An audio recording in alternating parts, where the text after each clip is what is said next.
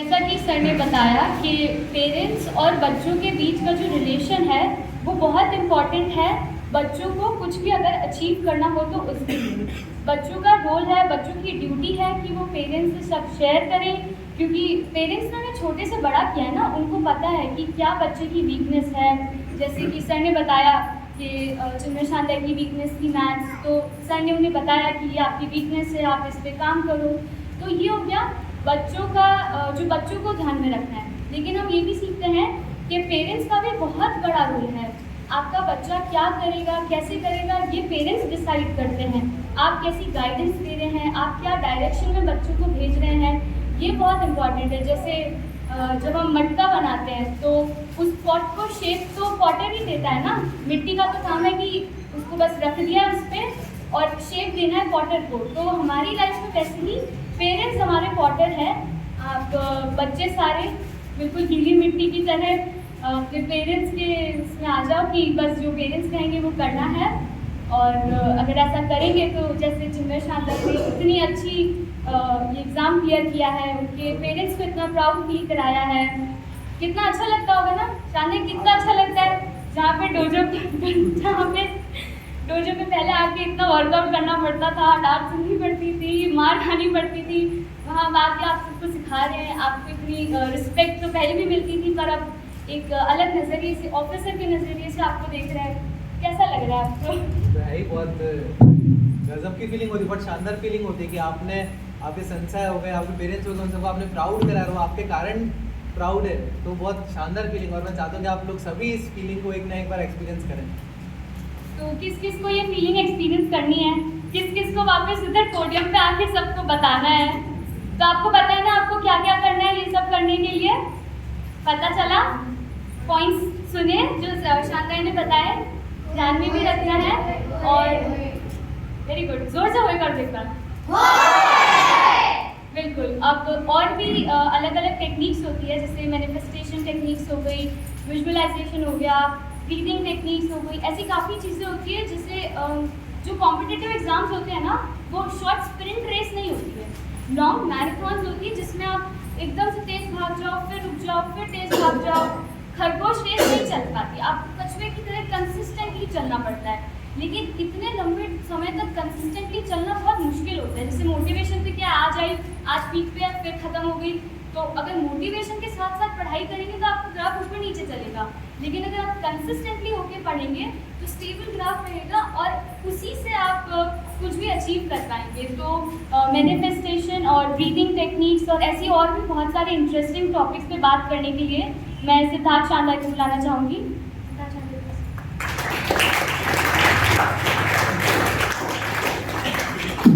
सबसे पहले तो होने कृष्णा सेंसे नमस्ते सर, और मेरे सारे प्यारे शानदाई और शैम्पाई।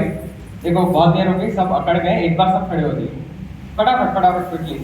अब बस खड़े होके दोनों हाथ ऊपर करके तारे पकड़ते, तारे तारे पकड़ो, करो करो करो, पूरे हाथ जम गए, जितने ऊंचे तारे पकड़ोगे उतने सफल हो। अब इधर, अब जो भी पास में उसको हाई फाई देके बोलो यू आर ऑसम, बोले यू आर ऑसम। अब इस तरफ हाथ देके बोलो आई एम ऑसम, जल्दी जल्दी करो। अब एक बार हाथ ऊपर कर बोलो, एक बार ऐसे मुट्ठी बना के बोलो वी आर चैंपियन। बस अब बैठ जाओ।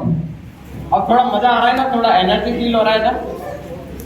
तो देखो जब भी पढ़ाई करने बैठोगे ना, हमेशा हाई एनर्जी के साथ पढ़ाई करने बैठना।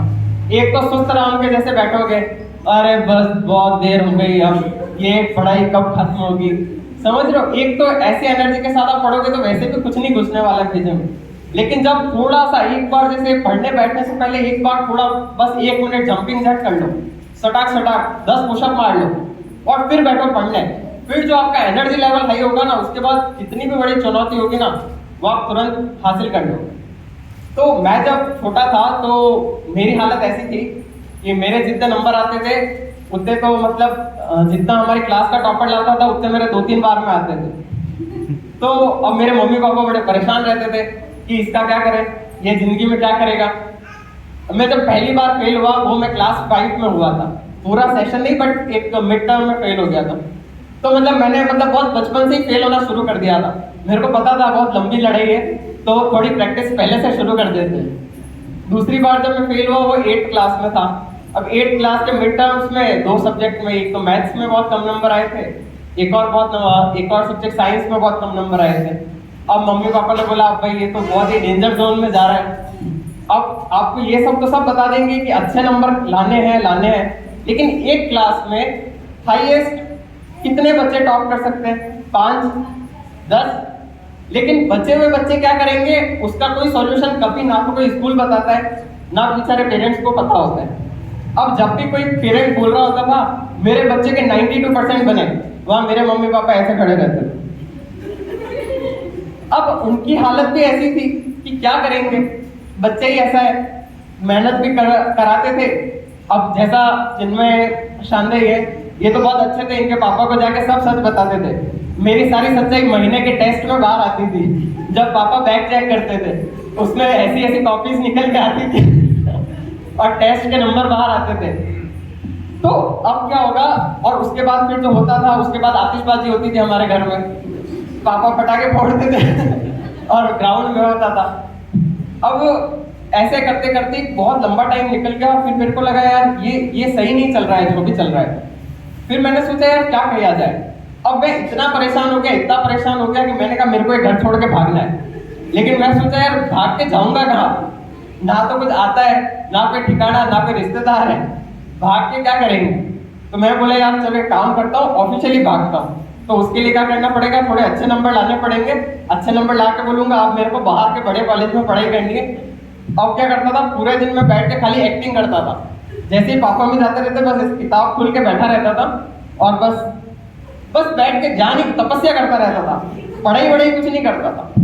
लेकिन उसी बीच में मैं बहुत क्रिएटिव भी था, तो मैं क्या करता था, कभी उसी कॉपी के अंदर कॉमिक्स भी रख के पढ़ लेता था और अक्सर 2-4 बार में एक बार पकड़ा भी जाता था।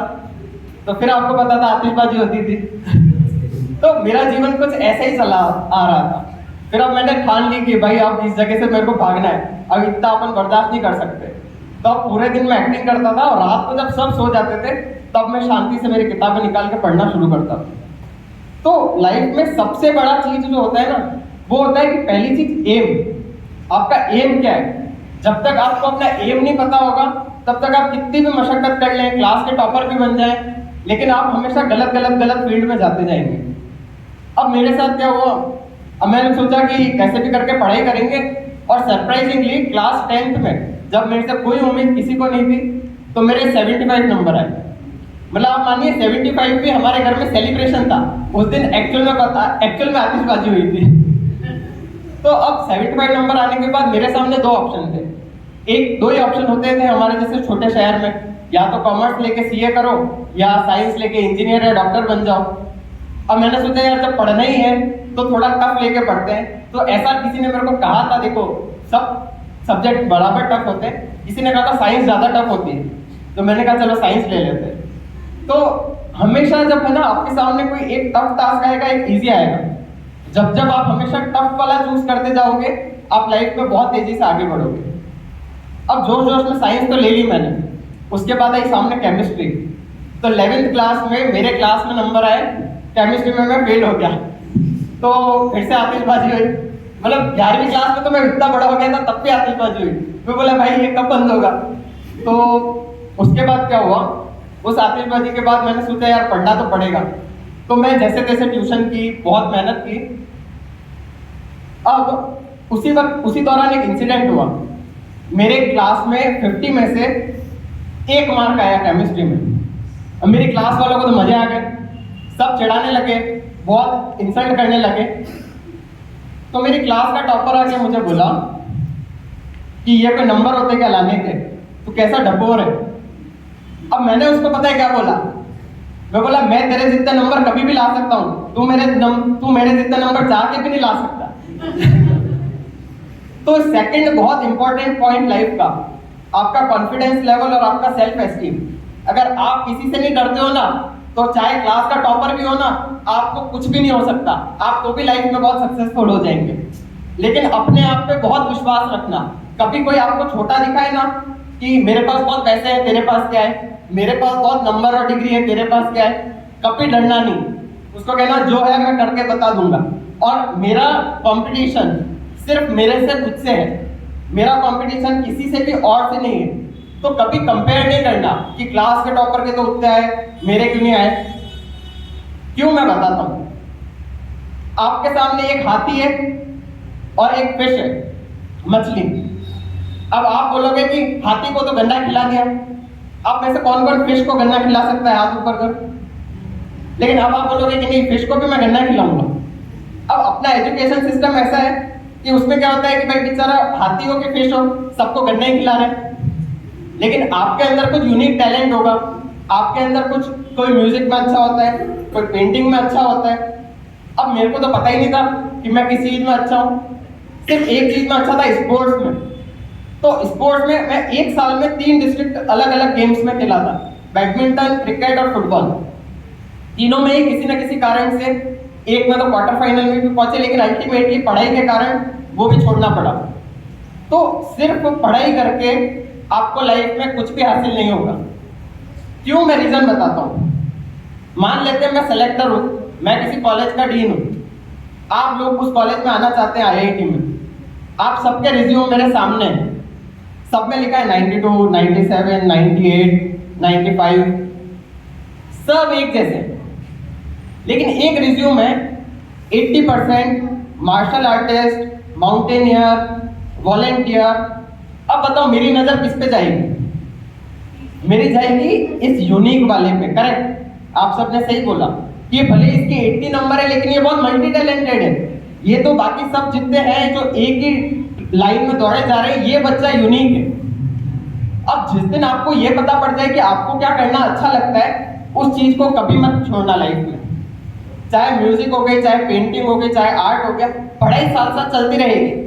देखो, हमेशा एक अंधी दौड़ में मत दौड़ना, लेकिन जो भी आपको अच्छा लगता है उस चीज को कभी मत छोड़ना।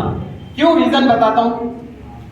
आपको कुछ करना बहुत, आपको पढ़ाई करना बहुत अच्छा लगता है और धीरे धीरे आपने बहुत अच्छी जॉब हासिल कर ली। मेरा एक दोस्त है, उसको साइकिलिंग करना बहुत पसंद था। एक दिन वो बहुत अच्छी पोस्ट पे है, वो मेरे पास आके बोला, यार मेरे पास सब कुछ है, मैं खुश नहीं रहता। तो मैंने उससे पूछा, यार तेरे को ध्यान है तू साइकिलिंग बहुत करता था? वो बोला हाँ। मैंने बोला लास्ट टाइम साइकिलिंग कब की? उसके पास आंसर ही नहीं था। उसको साइकिलिंग करे हुए 10 साल हो गए। अब आप समझ रहे हैं, आपका पैशन आपको जिंदा रखेगा। अगर आप खुश ही नहीं हो तो आपके पास कितने भी पैसे हैं, आप क्या कर लोगे उस पैसे का? तो आपको जो अच्छा लगता है उसकी तरफ आगे बढ़ो। पढ़ाई एक पार्ट है, वो चलता रहेगा, उसमें पूरी मेहनत करो। तो जो मेरी पूरी मेहनत थी, मैंने एक डायरी में लिखा था कि मेरे को 12th में 90% लाने हैं। मेरे कितने नंबर आते थे? 11th में 55, लेकिन टारगेट क्या लिखा मैंने? 90। टारगेट लिखने के बाद मैंने डायरी में पूरा लिखा कि इस सब्जेक्ट में मुझे इतने मिलने चाहिए, इसमें इतने, और दिन रात मेहनत में जुड़ गया। मेरी जो मैथ्स की बुक थी वो मैंने पूरे साल में 12 बार पूरी की पूरी बुक सॉल्व कर ली, पूरी बुक 12 बार। आपको पता है 12th का रिजल्ट क्या आया? 81%, मैथ्स में 93, जिसमें मैं हाफ ईयरली में फेल हुआ था 8th क्लास में। अब आप सोचिए कि आप जो चाहे वो कर सकते हैं, अगर आपको पता है कि आपको क्या करना है, तो लक्ष्य सामने होना चाहिए। उसी दिन मुझे ये भी पता पड़ा कि अगर आप 90 की तैयारी करते हैं तो आपके 80 आते हैं, आप 80 की तैयारी करते हैं तो 70 आते हैं, आप 100 की तैयारी करते हैं तो 90 आते हैं, और आप 110 की तैयारी करोगे तो 100 आएंगे। तो अगर आप मेहनत से सब कुछ संभव है, बट आपको खुद को झोंकना पड़ेगा। तो यह तो थोड़ी अच्छी बात हो गई, लेकिन आपको तो पता है कि मेरे को फेल होने की बहुत अच्छी आदत थी।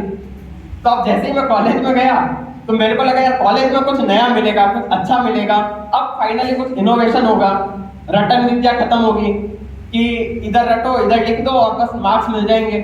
जैसे ही 12th खत्म होती है, न्यूज़पेपर में बड़े बड़े आर्टिकल आने लग जाते हैं, फोटोज के साथ 90%, ये परसेंट, वो परसेंट। लेकिन बचे हुए बच्चों का क्या होगा ये कभी कोई नहीं सोचता है।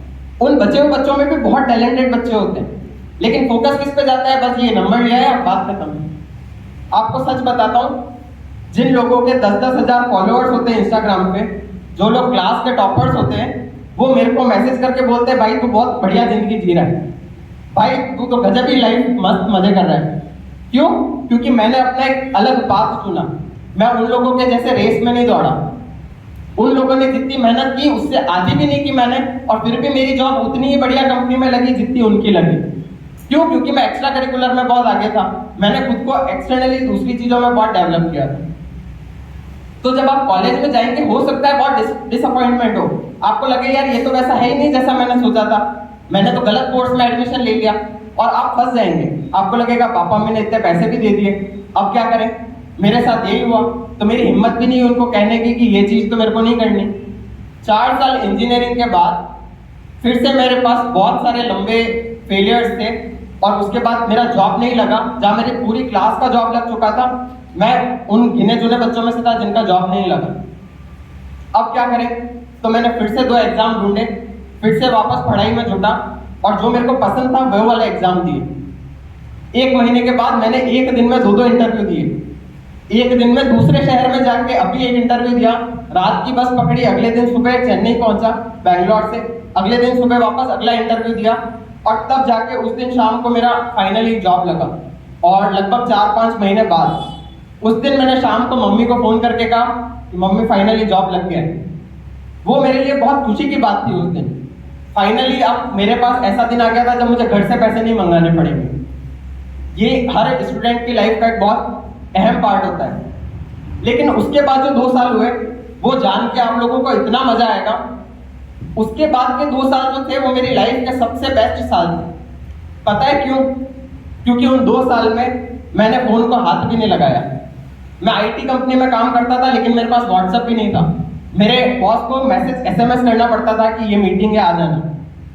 तो बिना फोन के जो मैंने 2 साल जिए, जिसमें ना तो किसी को पता था मैं कहाँ हूँ, मैं हर वीकेंड या तो किसी एनजीओ में बच्चों को पढ़ा रहा होता था, या किसी ऑर्फनेज में किसी बच्चों के साथ टाइम स्पेंड कर रहा होता था, या किसी वृद्धाश्रम में वृद्ध लोगों के साथ टाइम स्पेंड कर रहा होता था। कोई स्पेशली एबल्ड किड्स होते हैं जो हमारे जितने मानसिक विकसित नहीं होते, उन बच्चों के साथ टाइम स्पेंड कर रहा होता था, या फिर मैं फोन स्विच ऑफ करके किसी न किसी पहाड़ी पर चढ़ रहा होता था।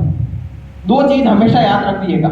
एक तो मदर नेचर जो होती है, जो मदर अर्थ, वो जितनी शक्ति आपको देगी उतना और कुछ भी नहीं देगा। जितना भी मॉडर्न आपको वर्ल्ड दिख रहा है उससे आपकी एनर्जी ड्रेन होगी, लेकिन जब आप नेचर में टाइम स्पेंड करेंगे तो आपका एनर्जी लेवल डबल हो जाएगा। मैं पहाड़ से उतरता था 4 बजे सुबह, 9 बजे मैं तैयार होकर ऑफिस पहुंच जाता था, और मेरा बॉस मुझसे पूछते थे कि तू अभी भी इतना एनर्जेटिक कैसे है? मैं उन लोगों से भी ज्यादा एनर्जेटिक होता था। कई बार तो मैं ट्रैकिंग के बाद चल भी नहीं पाता था, तो 7 दिन ऐसे ऐसे चलता था। लेकिन उसके बाद भी जो खुशी थी ना दिल में कि इतना मजा किया, इतना मजा किया। और फिर सेकंड चीज है वॉलंटियरिंग। जब भी आप किसी अच्छे पोजीशन पे पहुंच जाते हैं तो हमेशा समाज को दीजिए वापस। जब आप लोग बड़े हो जाएंगे तो एनजीओ में जाइए। ऐसे बहुत सारे लोग हैं, जब आप उनकी लाइफ को देखेंगे तो आपको लगेगा कि लाइफ में कितनी प्रॉब्लम्स हैं और हमारी लाइफ में कुछ भी नहीं है, कुछ भी नहीं, जीरो। जो हम सबकी लाइफ का कंबाइंड स्ट्रगल है, उससे भी ज्यादा स्ट्रगल उस एक बच्चे का होता है जिसके मम्मी पापा भी नहीं होते। जब आप उन लोगों के साथ टाइम स्पेंड करेंगे, उन बच्चों के साथ, तो आपको समझ में आएगा कि लाइफ कितनी हार्श होती है। और उसके बाद भी जब आप उन बच्चों को हंसते हुए देखेंगे तो आपको लगेगा हमसे ज्यादा खुश तो ये है, क्योंकि वो लोग सीख जाते हैं कि मुसीबत में भी खुश कैसे रहना है। तो ये सबसे इंपॉर्टेंट पॉइंट है कि मुसीबत में भी खुश रहना। आपके सामने बहुत सारे चैलेंजेस आएंगे, बहुत सारे एग्जामिनेशंस में आप फेल हो जाएंगे, लेकिन उसके बाद भी स्माइल के साथ आगे बढ़ते जाना कि पूरा हौसला है, कुछ तो कर ही लेंगे। तो भगवान पे फेथ करना, खुद पे फेथ करना सबसे बड़ी चीज है। हो सकता है 10-10 एग्जाम नहीं निकले। मेरी एक सिंपल सी जॉब लगी थी। 2 साल के बाद फाइनली मैंने सोचा कि अब मैं मेरा एनजीओ ओपन करूंगा, और उसके लिए मैंने एक जो एग्जाम होता है, एक एनजीओ में बहुत बड़ी फेलोशिप होती है, मैंने 6 महीने मेहनत करके उस एनजीओ के लिए अप्लाई किया। फाइनली एक दिन मेरे को मैसेज आया कि आपका सिलेक्शन हो गया। वो मेरी लाइफ का सबसे खुशी भरा दिन था, और उसका अगला दिन मेरी लाइफ का सबसे दुख भरा दिन था, क्योंकि अगले दिन मुझे मेरे घर से फोन आया कि पापा की तबीयत ठीक नहीं है, आपको घर आके काम संभालना पड़ेगा। जो काम के लिए मैंने मेरी लाइफ के 26 ईयर्स काम किया, 26 साल मैंने मेरी लाइफ के दे दिए कि फाइनली एक दिन मैं वो करूंगा जो मुझे करना है। और एक दिन लगा सब कुछ जीरो पे आने में। मैं फिर से वहीं पहुंच गया जहां से मुझे शुरू करना था। 3 साल लगे मुझे होटल को बनाने में, जो प्रोजेक्ट मेरे पापा का ड्रीम प्रोजेक्ट था। मैंने उनका ड्रीम प्रोजेक्ट पूरा किया। उसके बाद भी मुझे पता था कि पापा रन शायद नहीं कर पाएंगे। मैंने अगले 4 साल तक वो होटल रन किया। आज की डेट में वो होटल उदयपुर का बेस्ट रेटेड 3 स्टार होटल है। आप होटल सिद्धार्थ इन सर्च करेंगे गूगल पे 1000+ रिव्यूज। अब आप बताइए मेरा कोई एजुकेशनल बैकग्राउंड था क्या? नहीं। क्या मेरे को कोई अच्छे नंबर मिले कभी लाइफ में? नहीं।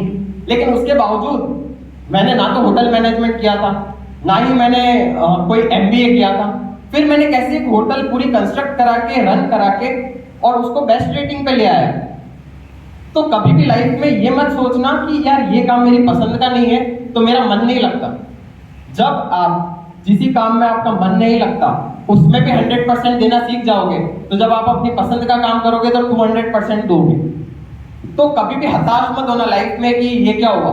26 साल तो शायद आप में से किसी की एज भी नहीं है, पेरेंट्स की नहीं बट बच्चों की। 29 साल की मेरी मेहनत एक दिन में 0 हो गई। अगले 6 साल तक मैं सिर्फ खुद को बिल्ड करता रहा। मैंने वो होटल बिल्ड किया, लेकिन साथ ही में मैंने मार्शल आर्ट्स क्लास ज्वाइन की। मेरी लाइफ का सबसे अच्छा मोमेंट वो था जिस दिन मैंने ज्वाइन किया। और मैंने पता है क्यों ज्वाइन किया? मैं 2-3 और सेंटर गया था उदयपुर के, लेकिन जब मैं सेंसेई से मिला तो सेंसेई का पहला सवाल था कि क्यों सीखना चाहते हो। जब आपका टीचर ये जानना चाहता है कि आप ये काम क्यों करना चाहते हो, तब पता पड़ता है कि ये असली टीचर है। बाकी किसी को मतलब नहीं था, उनको मतलब था फीस दे दो, हम आपको सिखा देंगे, बना देंगे, बात खत्म। बट यहाँ पे सेंसेई आपसे पूछते हैं कि आप, और उसके बाद मेरी लाइफ में जितनी प्रॉब्लम्स आई सब कुछ सेंसेई को पता है। मैं जा जाके बताता था, लेकिन उसके बीच में मैंने एक बहुत बड़ी गलती की। एक बार फिर से जब मेरा बहुत बड़ा ड्रीम था कि मेरे को माउंट एवरेस्ट चढ़ना है, तो मेरे पापा ने मना कर दिया कि ये सब बहुत बेकार की चीज़ है और माउंटेनियरिंग और ये सब अपन लोग नहीं करते, तुम्हारी लाइफ को रिस्क है। एज अ फादर वो बिल्कुल सही थे, क्योंकि इकलौता बेटा होने के कारण आपको हमेशा फील होता है कि कहीं इसको कुछ हो ना जाए। तो कई बार आपके सामने ऐसे लाइफ चैलेंजेस आएंगे जहां आप कुछ करना चाहते हो बट पेरेंट्स नहीं चाहते। तो अब आप क्या करोगे? तो उस दिन मैं इतना टूट गया कि मैंने क्लासेस आना छोड़ दिया। उसके बाद बहुत लंबे टाइम तक मैं क्लास नहीं आया। आज मैं जब पीछे मुड़ के देखता हूँ तो मेरे को वो गैप याद आता है कि मेरे को उस टाइम क्लास आना चाहिए था। उसके बाद फिर से ऐसे कई इंस्टेंसेस आए, लेकिन एक बार मैंने जब रिजॉइन किया तो उसके बाद मैंने कभी नहीं छोड़ा। उसी बीच में मेरी शादी भी हुई, लेकिन उसके बाद there was no looking back, जिसको बोलते हैं कि आप रुकना नहीं।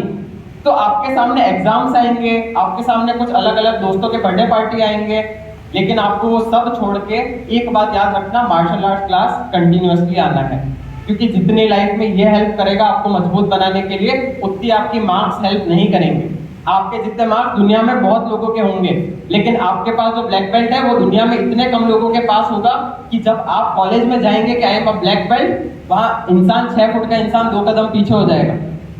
मैं मार्शल आर्ट सीख रहा था, तब भी अगर मैं किसी को बोलता था कि I am a martial artist, वो 2 कदम पीछे हो जाता था। बोले भाई साहब ध्यान रखना हमारा। समझ में आया जो मार्शल आर्ट्स आप सीख रहे हो कितना इंपॉर्टेंट है। तो इस जर्नी में जब तक ब्लैक बेल्ट ना बन जाओ तब तक हिलना भी मत, क्योंकि बहुत सारे लोग बीच बीच में छोड़ देंगे और वो उस रूट को कभी वापस नहीं कर पाते। मैं बहुत सारे लोगों से मिला हूँ कि हम 7th में करते थे, फिर छोड़ दी, खत्म। इस टाइम पे छोड़ दी, खत्म। फिर वो कभी ज्वाइन भी नहीं करते और वापस वो कभी जर्नी पूरी नहीं हो पाती। एक बार जिधर चले गए, आपको ऐसे भी बहुत बार इंस्टेंसेस आएंगे जब आपको लोग कहेंगे कि यार ये सेंसी अच्छे नहीं है, ये ऐसे कराते हैं, वैसे कराते हैं। डिस्ट्रैक्ट नहीं होना है, अपने जो एक गुरु है उनको आंख बंद करके फॉलो करना है। मुझे पता है कि मेरी लाइफ में कितने टफ सिचुएशंस में सेंसेई ने मेरा साथ दिया था। सिर्फ मॉरल सपोर्ट, सिर्फ उनका एक शब्द बोलना होता था और मैं फिर से एनर्जेटिक हो जाता था। एक और बात, जब मैं रनिंग शुरू किया मैंने, तो मैं हाईएस्ट 5 किलोमीटर एक बार दौड़ा था, 3 और 5। मैं सेंसी के पास गया, मैंने बोला सेंसी अगली एक रेस आ रही है मैराथन, मैं 10 किलोमीटर दौड़ता हूँ। पता है सेंसी ने मुझे क्या कहा? 10 भी दौड़ रहा है, 21 दौड़। और उस दिन मैंने सोचा कि सेंसी ने बोल दिया है तो चलो दौड़ लेते हैं। तो उस दिन लाइफ में मैंने 5 किलोमीटर के बाद सीधा 21 दौड़ा, 2 घंटे 10 मिनट में रेस खत्म की। लेकिन उससे जो मेरा कॉन्फिडेंस बिल्डअप हुआ वो आज तक कोई भी हिला नहीं सकता। तो आपके गुरु जानते हैं कि आप में कैपेबिलिटी क्या है, आप अंदाजा भी नहीं लगा पाओगे कि आप क्या क्या कर सकते हो। तो हमेशा अपने गुरु के चरणों में रहो, हमेशा उनको रेस्पेक्ट करो। अब एक इंटरेस्टिंग क्वेश्चन, आप में से कितने लोग मम्मी पापा के पैर रोज छूते हैं? हाथ ऊपर करो। अच्छा, अब जो नहीं छूते हैं, देखो मैं आपको एक बहुत प्रैक्टिकल सच बताता हूँ। आप लाइफ में किसी दिन बहुत बड़े इंसान बन जाओगे। एक दिन आपको लगेगा यार मेरे पास पूरा टाइम भी नहीं है, पेरेंट्स के लिए टाइम नहीं है, इनके लिए टाइम नहीं है। लेकिन एक मोमेंट याद रखना कि जब आप बहुत छोटे थे तो आप गंदगी भी करते थे, तो आपके मम्मी पापा साफ करते थे, आप रोते भी थे तो वो आपके साथ रहते थे। कभी आपने किसी मम्मी पापा को देखा है जो बच्चे को बोल रहा हूँ मैं बहुत बिजी हूँ, बहुत बड़ी जॉब है मेरी, बहुत बड़ी पोस्टिंग है, अभी तुम अपना ध्यान खुद रख लेना, मेरे पास बहुत काम है? कभी देखा है ऐसा? चलो मान लेते हैं खुदा न खास्ता आप किसी चीज से बीमार हो गए और आपकी एक किडनी फेल हो गई, क्या आपके ऑफिस वाले आपको किडनी देंगे? क्या आपके दोस्त और रिश्तेदार आपको किडनी देंगे? क्या आपका जो फ्रेंड्स ग्रुप है जो आपको रात दिन आपके साथ रहता है, आपको इन्फ्लुएंस करता है, आपको बताता है कि देखो जिंदगी तो ये होती है, तुम्हारे मम्मी पापा तो गंवार है, ये कोई तुमको रोक टोक करते हैं, तुमको कुछ बता ही नहीं रखा है, उनमें से एक भी उस दिन नजर भी नहीं आएगा आपके आसपास। तो उस दिन बस दो ही लोग काम आएंगे, आपके मम्मी और पापा, और शादी हो गई होगी तो आपकी वाइफ या हस्बैंड आपके काम आएगा। That's it. लाइफ में 3 लोग, यही लाइफ खत्म हो जाएगी। इसके अलावा कोई आपको जिंदगी में पूछने भी नहीं आएगा, आप अगले दिन गायब हो जाओगे, 1 महीने में दुनिया भूल जाएगी। तो एक बात हमेशा याद रखना, जो आपके मम्मी पापा आपके लिए करेंगे ना वो साइलेंटली करते हैं, वो आपको जता जता के नहीं करते, वो आपको शो ऑफ नहीं सिखाएंगे, वो आपको सब राइट चीज सिखाएंगे। तो आपको बहुत बुरा लगेगा, मेरे को भी लगता था, मेरे को तो ऐसा लगता था कि मेरे पापा को सिर्फ मार्क्स चाहिए, मेरे से उनको कोई मतलब ही नहीं है, अच्छे नंबर लाऊंगा तो अच्छा बच्चा, प्यार करेंगे, खराब नंबर लाऊंगा तो खराब बच्चा, बात भी नहीं करेंगे। और मेरे को लिटरली लगता था कि यार कैसे कैसे पापा मम्मी है, बात ही नहीं करनी मेरे को इनसे। याद होगा मैंने 12th के बाद सोचा था घर छोड़ के भागना है, बराबर ऐसा ही सीन जब मुझे लगा था कि मम्मी पापा ऐसे ही होते हैं। लेकिन जब कॉलेज में गया तो वहां पता पड़ा कि जब मैं बोलता था कि मेरे को सिगरेट नहीं पीनी है तो 3 लोग खड़े होते थे, अरे भाई क्या टेंशन ले रहा है, पी, मैं किसी को बताऊंगा थोड़ी। आपको पता है आपको दूध पीना बहुत कम लोग सिखाएंगे और सिगरेट पिलाना बहुत ज्यादा लोग सिखाएंगे। उस दिन आपको इस सिंगल चीज से पता पड़ जाएगा कि ये मेरा भला चाहता है कि ये मेरा बुरा चाहता है। आप लाइफ में कॉलेज में जाएंगे, ऑफिस में जाएंगे, इस सिंगल चीज से पता कर लेना कि वो मेरा भला चाह रहा है या मेरा बुरा चाह रहा है। तो मेरे वैल्यूज इतने स्ट्रॉन्ग थे मम्मी पापा की वजह से कि वहां जाके जहां सब नॉनवेज खा रहे होते थे वहां भी मैं वेजिटेरियन ही खाता था। बहुत तकलीफ होती थी, बहुत मुश्किल होती थी कि इतने लोगों के बीच में से कैसे सर्वाइव किया जाए, बहुत टफ टाइम था। लेकिन उसके बावजूद वैल्यूज इतने स्ट्रॉन्ग थे।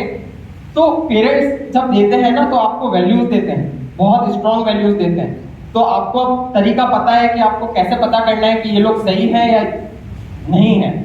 तो पेरेंट्स को हमेशा याद रखना। आज से कौन कौन प्रॉमिस करता है कि घर जाते ही, अभी मैं कह रहा हूं घर जाते ही पापा मम्मी के पैर छुएंगे, हाथ ऊपर करो। मैं कह रहा हूं ना, हो सकता है अभी आपको लगता हो कि बहुत बुरे मम्मी पापा, बहुत बुरे, मतलब इनसे बुरा कोई है ही नहीं, तो भी घर जाके कृपा करके उनके पैर छू लेना, क्योंकि लाइफ में काम वही आएंगे। मैं 32 इयर्स का हूँ, मैं अगर मेरे तजुर्बे से बता रहा हूँ तो मैं बहुत सही चीज बता रहा हूँ, क्योंकि जब मैं आपकी एज का था तो आप लोगों के मन में तो कुछ है ही नहीं, मेरे मन में इतनी नफरत थी अपने पेरेंट्स के लिए। तो लाइफ में घर जाते ही कल सुबह से डेली रोज सेंसी के पैर छूते हो कि नहीं, हाथ ऊपर करो। और सेंसी के पास भेजने वाले कौन है, मम्मी पापा है कि नहीं, सबके हाथ ऊपर करो। और सबकी फीस कौन कौन देता है, मम्मी पापा देते हैं तो हाथ ऊपर करो। और ये पहली बात, ये ऐसे हाथ जो ऊपर करते हैं ना, ऐसे, ये वो वाली फीलिंग आती है, वो कांचा काली, ऐसे हाथ ऊपर होना चाहिए। मार्शल आर्टिस्ट हो आप लोग, ऐसे यूं हाथ देख के मजबूती दिखनी चाहिए कि गजब। तो कल सुबह से कृपा करके अपने मम्मी पापा के रोज पैर छूना, क्योंकि आपको यहाँ पे जो सीखने के लिए फीस देते हैं वो मम्मी पापा देते हैं। कौन कोई खुद देता है अपनी फीस? एक बार हाथ ऊपर करना जरा, बराबर। हाँ, कोई हो सकता है जिसकी जॉब हो, लेकिन जो बच्चे होते हैं वो खुद ही देते हैं मोस्टली। तो बच्चों के पेरेंट्स ही आप लोगों को यहाँ भेजते हैं, तो पहले पेरेंट्स के पैर छूना। मंदिर कौन कौन जाता है? जो भी मंदिर, गुरुद्वारा, मस्जिद, कौन कौन जाता है?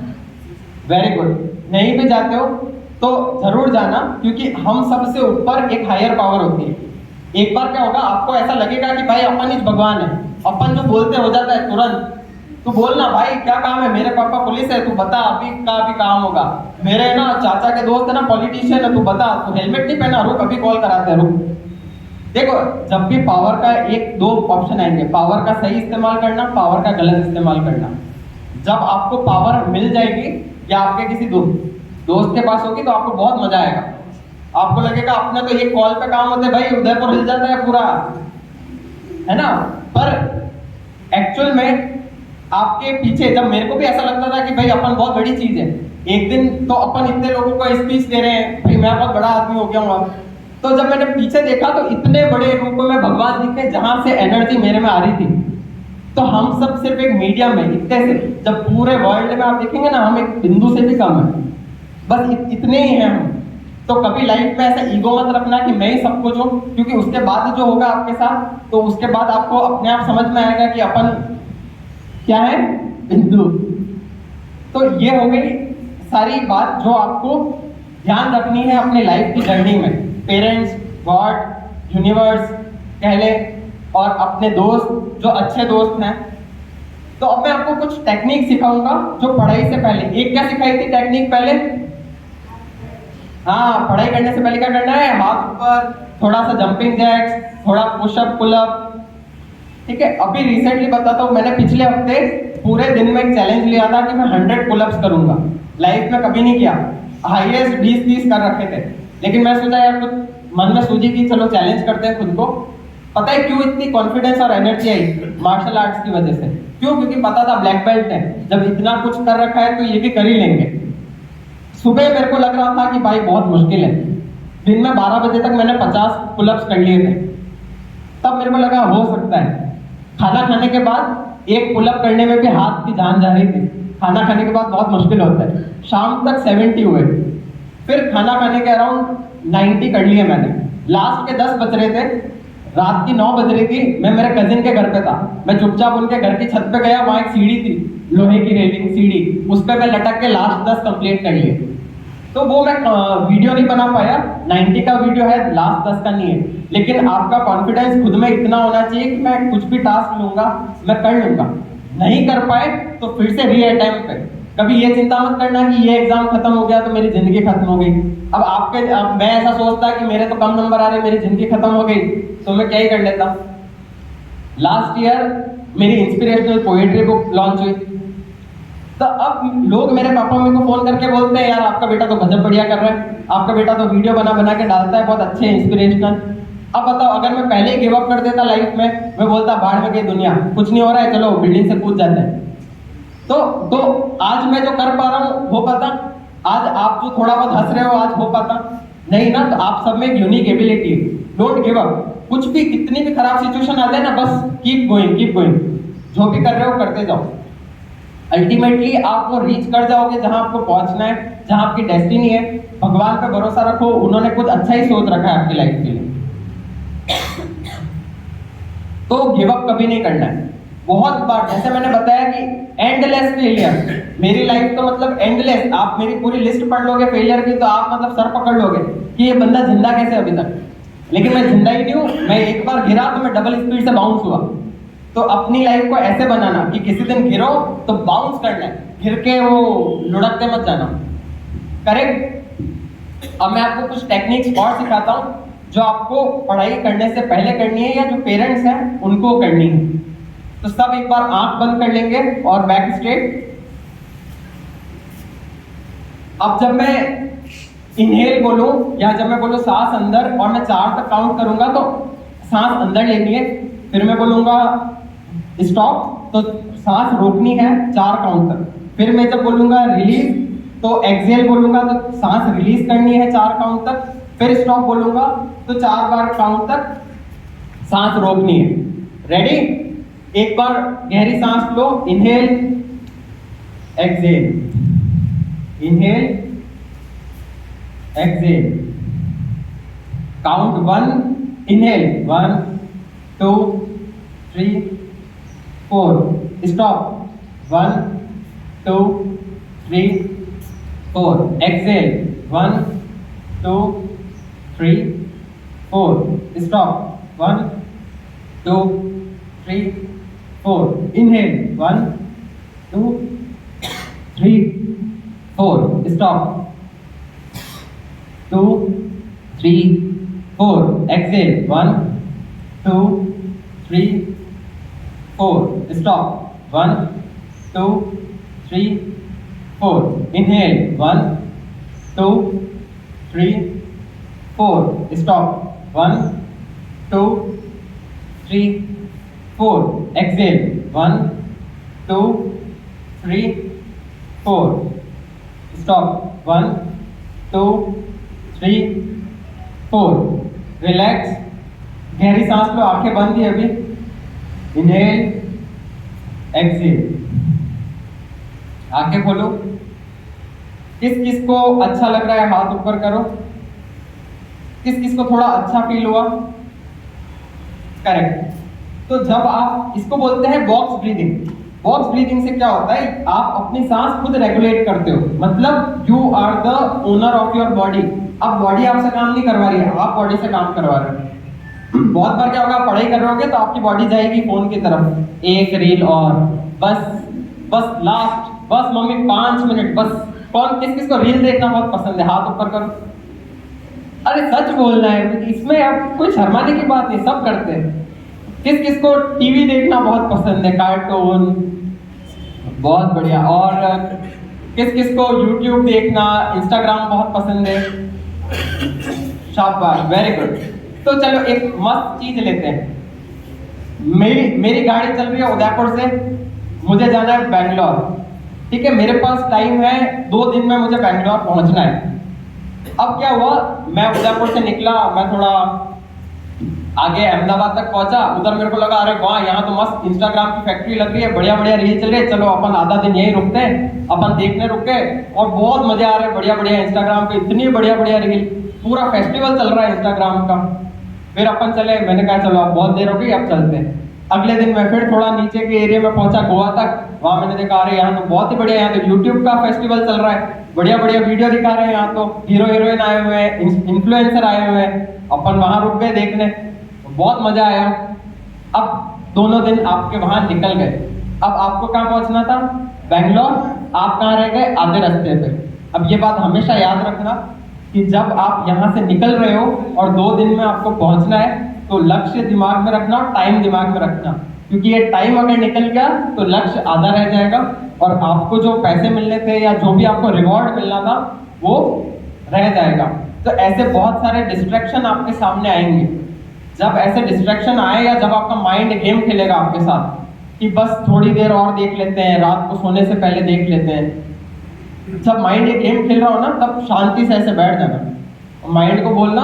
अबे चुप रहे मालिक मैं हूँ तू नहीं है बॉडी जब ऐसे बोलेगी बस फोन किधर है बस मम्मी फोन किधर पापा की जेब से फोन बाहर बस पापा कुछ काम कर रहे हैं चुपचाप फोन लिया और इधर कोने में एक जगह चलो आप जो देखते हो ना वो बन जाते हो कैसे आप कोई रील बहुत ज्यादा देर देखोगे किसी कार्टून को तो आप वैसी हरकतें करने लग जाओगे एग्जाम्पल बताऊं चलो फोन तो छोड़ देते हैं आप चिड़ियाघर में जाना आप देखना वहां पे जैसे ही बंदर का पिंजरा आता है ना आप आधे लोगों को चुपचाप खड़े होकर देखना वो खो खो करेंगे खो खो आप शेर के पिंजरे के बाहर जाओगे वो शेर को देखोगे तो जैसी चीजें आप देखते हो ना वैसे आप करने लग जाते हो ये बाय डिफॉल्ट ऐसे आप कार्टून देखोगे तो कार्टून जैसी हरकतें करोगे रील देखोगे तो वैसी हरकतें करोगे तो कुछ देखना है तो अच्छा देखना लिमिटेड टाइम देखना और जब आपका माइंड और हाथ और आपको गेम खेले तो शांति से बैठ के ध्यान रखना ध्यान में बैठना और बोलना मैं मालिक हूँ कौन आप मालिक हो आपका ब्रेन और आपका बॉडी मालिक नहीं है तो ये एक्सरसाइज तुरंत कर लेना आपको तुरंत रिजल्ट मिलेगा बहुत काम हो जाओगे और उसके बाद जब आप पढ़ाई करने बैठोगे तो बहुत अच्छी पढ़ाई होगी ठीक है तो ये हो गई सेकंड टेक्निक अब तीसरी एक और टेक्निक बताता हूँ फिर से कमर सीधी आंख बंद किसको और मजे लेने हैं थोड़ा हाथ ऊपर करो चलो वाह चलो सबको मजा आ रहा है चलो कमर सीधी आंख बंद अब जो मैं बोल रहा हूँ बहुत ध्यान से सुनना अब सोचो कि आप बैठ के पढ़ाई कर रहे हो और आपको बहुत मजे आ रहे हैं पढ़ाई करने में आपके मम्मी पापा बाहर से निकल रहे हैं वो देख रहे हैं कि भाई गजब हमारा बच्चा इतना होशियार हो गया अब एक दिन रिजल्ट आ रहा है और आपके रिजल्ट पे एक्चुअल में बहुत अच्छे नंबर आए और आपके रिजल्ट आपके पापा मम्मी देख रहे हैं और वो कह रहे हैं कि गजब आपकी पीठ थपथपा रहे हैं आपके टीचर आपकी पीठ थपथपा रहे कि यार हमने तो कभी सोचा भी नहीं था आपने इतना अच्छा कैसे किया और we are so proud of you आपका प्रिंसिपल आपसे हाथ शेक हैंड करके बोल रहा है कि सो प्राउड ऑफ यू और फिर धीरे धीरे आप लाइफ में सक्सेसफुल होते जा रहे हो आप स्पोर्ट्स में भी बहुत अच्छे हो आप दौड़ रहे हो और बहुत अच्छे से डेली वर्कआउट कर रहे हो और आप बहुत अच्छा न्यूट्रिशियस फूड खा रहे हो जिससे आपको बहुत हेल्दी फील हो रहा है, आप शाम को मार्शल आर्ट्स क्लास आके और क्या मस्त एक्सरसाइज कर रहे हो और क्या किक्स लगा रहे हो और क्या सेंसेई को मजा आ रहा है, सेंसेई बोल रहे हैं गजब, और आप ग्रेडिंग में क्या मस्त मजे से ग्रेडिंग दे रहे हो, आपको दर्द में भी दर्द नहीं हो रहा, आप मुस्कुरा रहे हो, आपके पैर पे किक पड़ी लेकिन आप हंस रहे हो कि कुछ नहीं हो रहा, मजा आ रहा है बहुत। ऐसे ही आपको धीरे धीरे आपको अवार्ड्स मिल रहे हैं, लोग आपको कॉन्ग्रेचुलेट कर रहे हैं, आपके रिलेटिव्स आपको मम्मी पापा को फोन करके बोल रहे हैं कि वेरी गुड, कॉन्ग्रेचुलेशन। धीरे धीरे आप जो पसंद करते हो आप वो करने में आपको बहुत मजा आ रहा है। आप पेंटर हो तो आप पेंटिंग कर रहे हो, आप स्पोर्ट्समैन हो तो आप स्पोर्ट्स में बहुत अच्छा काम कर रहे हो, एंड धीरे धीरे सब आपको बहुत प्राउड फील कर रहे हैं। खुद नरेंद्र मोदी जी आपको अवार्ड देके आपका हाथ शेक हैंड करके बोल रहे हैं कि शाबाश, वेरी गुड। अब धीरे धीरे गहरी सांस लीजिए, एक्सेल, फिर से इनहेल, एक्सेल, आंखें खोल लो आराम से। किस किस को बहुत मजा आया हाथ ऊपर करो। किस किस को एक्चुअल में स्माइल भी आई, जब आप कर रहे थे तो आपके चेहरे पे अलग स्माइल थी, हाथ ऊपर करो। तो ये जो टेक्निक है इसको विजुअलाइजेशन बोलते हैं। जब आप कोई चीज विजुअलाइज करने लग जाते हो तो उसके बाद जब आप पढ़ने बैठोगे तो वो चीज बहुत फास्ट होगी, क्योंकि अब आपका मन लग रहा है उसमें। तो आप खराब से खराब चीज के लिए भी विजुअलाइज कर लोगे कि ये मैं बहुत आराम से कर रहा हूँ, ये तो बहुत आसान है। देखो आपके सामने एक टायर है, एक प्रॉब्लम है और आप यहाँ हो। अब आपने सोचा ये प्रॉब्लम बहुत बड़ी है, बहुत बड़ी, कैसे होगा, तो डेफिनेटली आप नहीं कर पाओगे। लेकिन आप उस टायर को बोलोगे ये तो बहुत छोटा सा है, अभी कूद जाऊंगा, तो आप बहुत इजीली कर जाओगे। तो आपकी लाइफ में प्रॉब्लम बड़ी या छोटी नहीं होती, आप प्रॉब्लम के सामने खुद को बड़ा मानते हो और प्रॉब्लम को कितना छोटा मानते हो उससे डिसाइड होगा।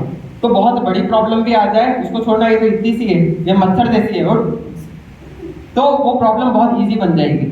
तो जो मैंने आपको 3 टेक्निक सिखाई है, ये टेक्निक बहुत इंपॉर्टेंट है।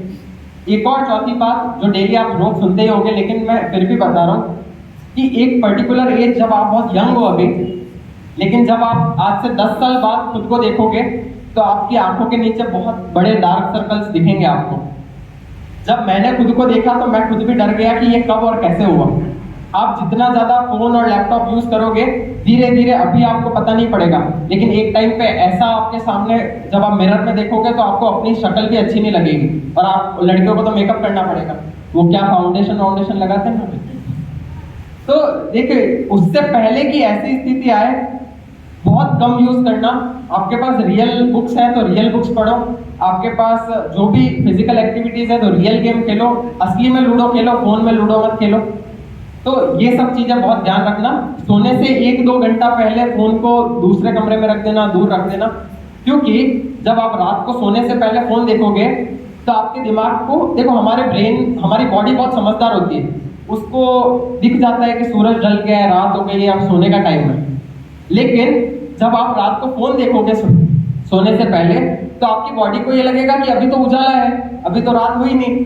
तो आपके जो दिन वाले सेंसर्स है बॉडी में वो एक्टिवेट हो जाएंगे। वो एक्टिवेट होने की वजह से क्या होगा कि आपकी बॉडी को पूरे दिन लगेगा कि अभी दिन ही चल रहा है, और उससे आपकी बॉडी में ऐसे ऐसे डिजीज आएगी। मैं रिसेंटली बताता हूँ, मेरे 5 बहुत क्लोज लोग हैं जिनकी हार्ट अटैक, ब्रेन हेमरेज से बहुत यंग एज में वो लोग चले गए। 40 to 50, 50 to 60, उनके बच्चे अभी आपके जैसे हैं, कोई 12th में, कोई 10th में। एंड जब आप सोच सकते हो कि इस एज में अगर आपके पेरेंट्स का लॉस हो जाता है तो कैसा फील होता है। जब आप एक दिन उस एज में होगे और आपकी फैमिली होगी और आप किसी सीरियस बीमारी से पकड़ा जाओगे, तब आपको कोई ऑप्शन ही नहीं मिलेगा। तो इन सब चीजों को ध्यान रख के फोन को बहुत कम यूज करना है, अपनी बॉडी को हेल्दी रखना है, हेल्दी फूड खाना है। देखो जंक फूड खाना बहुत आसान है, बहुत मजा आता है खाने में, लेकिन मैंने पिछले बहुत लंबे टाइम से हार्डली कभी 1-2 बार आइसक्रीम खाई है। पिछले 2-3 साल की बात कर रहा हूँ मैं। चॉकलेट खाई नहीं है, आइसक्रीम बहुत कम, मिठाइयाँ बहुत कम। जो चीज़ें मेरी फेवरेट हुआ करती थी, मतलब मैं अगर किसी खाने में जाता था, अपन जीवन में जाते ना, वहाँ बढ़िया बढ़िया मिठाई दिखती है तो मैं सब खाता था। सिर्फ खाना तो खाता ही नहीं था मैं, रोटी सब्जी मैं खाता था सबसे पहले जाके मिठाई, फिर एक्स्ट्रा काउंटर जो अपन सबका फेवरेट होता है। धीरे धीरे जब मुझे पता पड़ा कि ये कितना हार्मफुल है, तो उससे आपकी बॉडी स्लो हो जाएगी, बहुत स्लो। एक एज पे आपको लगेगा कि मेरी एक्टिवनेस कहाँ गई, मैं तो मार्शल आर्टिस्ट था, मैं इतना स्लो कैसे हो गया, मैं कुछ भी काम करता हूँ बहुत आलस फील होगा। वो अभी भी होगा, अगर आप बहुत देर मोबाइल देख के उठोगे ना तो आपको बहुत आलस फील होगा। तो इन सब चीज़ों के कारण इन चीज़ों को बिल्कुल साइलेंट कीजिए, एक्चुअल फिटनेस पे ध्यान रखिए, एक्चुअल अपनी बॉडी का ध्यान रखिए। क्योंकि अगर आप हेल्दी नहीं हो तो मैं आपके पास आके 10 करोड़ रुपए रख दूं कि चलो एंजॉय करो, आपका तो पेट दुख रहा है, आप बोले भाग यहाँ से, क्या 10 करोड़ का क्या करूं मैं, पेट दर्द की दवा हो तो लाओ, बराबर। तो इसी वक्त आपको कोई बहुत अच्छे अच्छे जूस ला के देगा तो आपका मन नहीं करेगा। If you are not physically fit, आपका किसी भी काम में मन नहीं लगेगा, आप पढ़ भी नहीं पाओगे, आप बिजनेस भी नहीं कर पाओगे, आप जॉब भी नहीं कर पाओगे। तो फिजिकल फिटनेस सबसे टॉप प्रायोरिटी है। सेकंड आपका मेंटल फिटनेस, आप मेंटली कितने स्ट्रांग हो। तो वो जो मैंने आपको एक्सरसाइजेस बताई, जो बताई खुद को चैलेंज करते रहो, तो उससे आपकी मेंटल फिटनेस बहुत हाई रहेगी। थर्ड हो गई स्पिरिचुअलिटी। स्पिरिचुअलिटी मतलब डेली मेडिटेशन करना, जो मैंने बॉक्स ब्रीथिंग बताया वो करना, मंदिर में जाना, फेथ रखना कि there is a higher power जो सब देख लेगी। तो ये 3 चीजें आपको लाइफ में सारी प्रॉब्लम आपकी सॉल्व कर देगी। तो अल्टीमेटली जो आप मेरा कॉन्फिडेंस देख रहे हो, जो मेरा माउंटेनियरिंग में एक्सपीरियंस है, वो सब मुझे सिर्फ जो मेरा पहला अच्छा स्टेप था वो था मार्शल आर्ट्स क्लास ज्वाइन करना। आज मेरी लाइफ में मेरे को इतनी रेस्पेक्ट मिलती है सिर्फ यहाँ की वजह से, क्योंकि मैं ब्लैक बेल्ट हूँ, मैंने रास्ते में गिव अप नहीं किया। तो आपको गिव अप नहीं करना है, कीप गोइंग। जो आपका लक्ष्य है वो अचीव करते करते साथ में ये ब्लैक बेल्ट लिए बिना अगर कोई यहाँ से गया तो मैं बाद में देख लूंगा।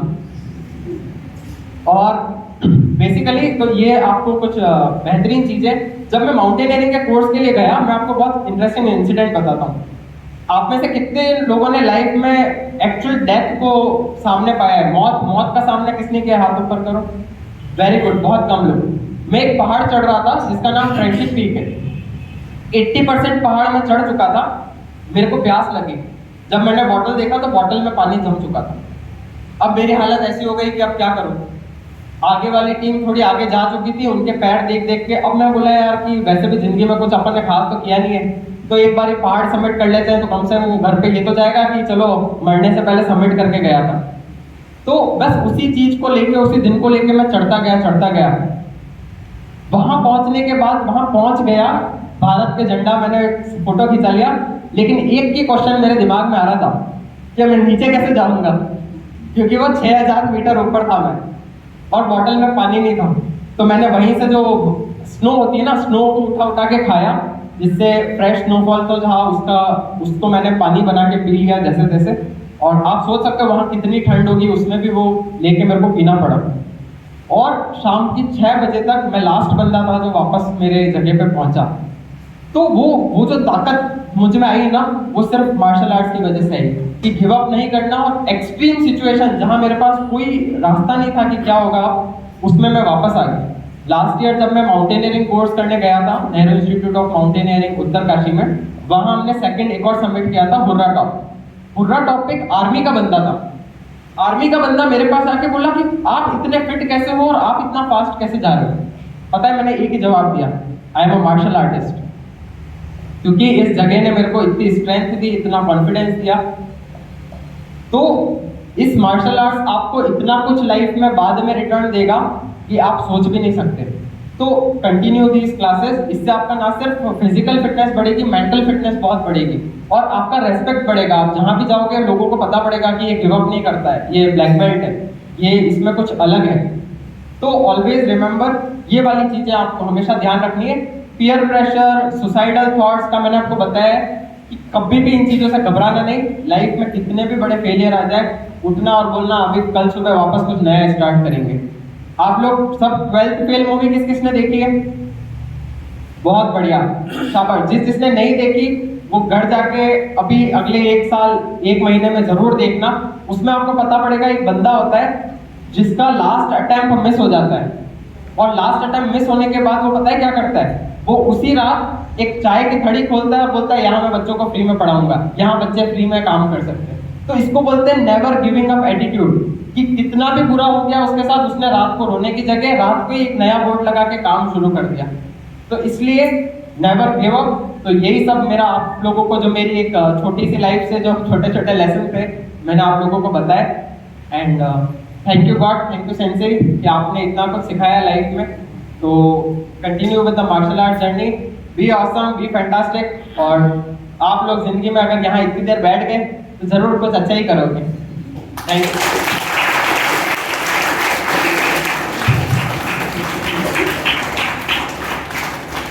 थैंक यू सो मच शानदार इतने एनर्जेटिक सेशन और इतनी अच्छी टिप्स के लिए। किस किस को अब एनर्जेटिक फील हो रहा है? अच्छा, आप मुझे बता सकते हैं कि दोनों शानदार ने जो जो भी बताया उनमें से क्या क्या दोनों की लाइफ में या उनकी स्ट्रगल जर्नी में सिमिलर था? हाथ नीचे कर सकते हैं, या आपको बताना है क्या क्या सिमिलर था? कुछ 2-3 पॉइंट्स ऐसे थे जो दोनों ने फॉलो किए थे, कोई बता सकता है? हाँ बताओ। Martial arts, very good. और हाँ, वेरी गुड। और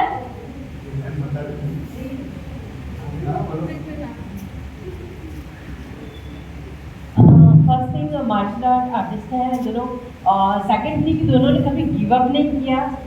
दोनों की लाइफ में बहुत फेलियर्स थी, है ना। चिन्मय की स्टडी को लेके थी, आपकी अलग तरह की थी, लेकिन दोनों ने कभी गिव अप नहीं किया। और जो उनमें मोटिवेशन था, सेल्फ मोटिवेशन ज़्यादा देखने को मिला, है ना। इनर मोटिवेशन जो है हमेशा बना